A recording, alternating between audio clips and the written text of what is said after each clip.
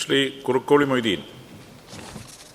Sir, Wayanad ദുരന്തം നടന്ന ഇതിനെ തുടർന്ന് 1000-ലധികം ഏക്കർ സ്ഥലത്തെ കൃഷിയാണ് നഷ്ടപ്പെട്ടു പോയിട്ടുള്ളത്.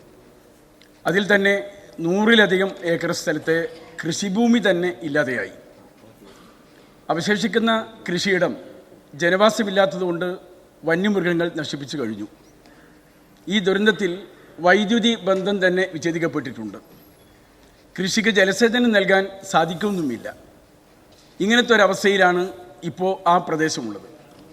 ഈ കൃഷിഭൂമി തന്നെ നഷ്ടപ്പെട്ട ആളുകൾക്ക് മറ്റ് നഷ്ടപരിഹാരങ്ങളൊക്കെ കൊടുക്കുന്ന കൂട്ടത്തിൽ കൃഷിഭൂമി കൂടി ലഭ്യമാക്കാൻ സംവിധാനം ഉണ്ടാക്കുമോ എന്നാണ് എനിക്കറിയേണ്ടത്.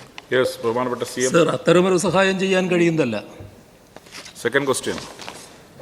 സർ, 10,000 രൂപ വീതം ദുരിതാശ്വാസ നിധിയിൽ നിന്ന് ആദ്യഘട്ടമായി നമ്മൾ നൽകുകയുണ്ടായി. കുറച്ചുകൂടി ആളുകൾക്ക് അത് കിട്ടാനുണ്ട്.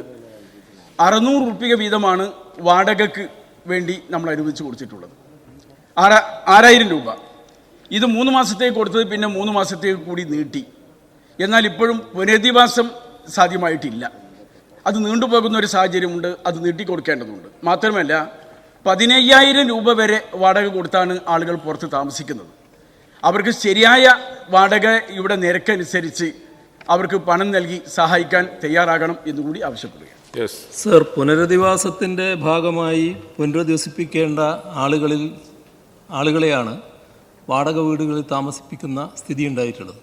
അത് പുനരധിവസിപ്പിക്കുന്നത് വരെ ആ വാടക വീട്ടിൽ താമസിക്കുന്നത് തുടരുന്ന സ്ഥിതി തന്നെ ഉണ്ടാകും. അതിന് നിശ്ചിത തുക അവിടെ അനുവദിച്ചിട്ടുണ്ട്. അത് തുടരുക തന്നെ ചെയ്യും.